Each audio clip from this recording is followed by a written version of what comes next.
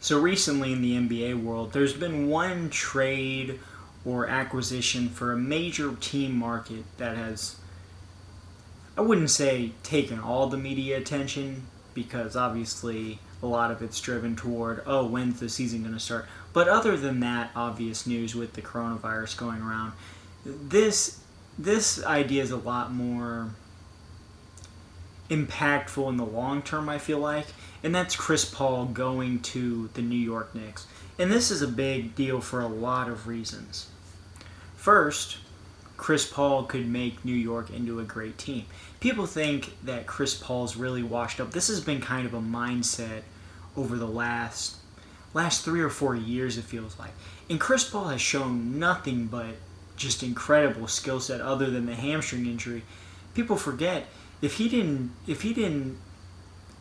I don't know if it was it was a strain. If he didn't have a hamstring injury at the end of Game 5 in that Warriors series, Chris Paul probably has a ring and cements himself as a top 5 point guard of all time. I'd still probably consider him in the top 5 all time.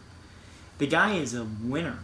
He's an incredible athlete, and he has shown an ability to adapt to the new era and be able to implement his game with his high basketball IQ along with that. So from a skill standpoint, Chris Paul is still there, and he's still one of the best point guards in basketball. And you're seeing that with the OKC Thunder team that he's a part of. I mean, they're a mid-tier seed in the Western Conference, which is not only a great feat, but it shows just how talented he is to be able to make guys like Shea and Gallinari and players like that and turn them into really viable scoring options for a playoff team in the Western Conference, which is just loaded with talent across the board on teams. Speaking of that, Portland Trailblazers, they aren't even in the playoffs, and they have arguably the best point guard in basketball. So that just shows how viable and important Chris Paul is as a point guard.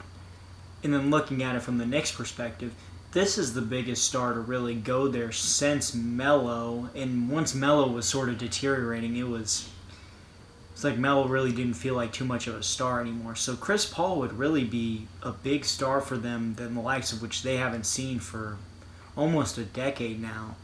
And that's very important because when the Knicks are good, basketball just seems to be better. With the Last Dance, when John Starks and Patrick Ewing were going at the Bulls, that was fun. The Knicks are a fun team, and MSG is the most historic building in the NBA. So it's certainly something to look forward to if they were able to acquire them.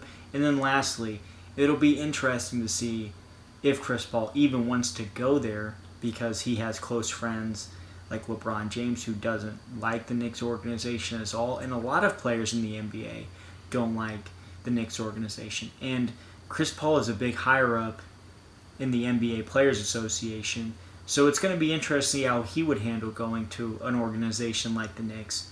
And that might really start to steer the ship when it comes to public perception of the Knicks and how maybe players even see the Knicks going forward. And maybe it turns them into a new up-and-coming franchise in terms of being able to get free agents again, because they did lose Kevin Durant and Kyrie Irving to free agency, and not only did they lose them to free agency, they lost them to the Brooklyn Nets 20 miles down the road.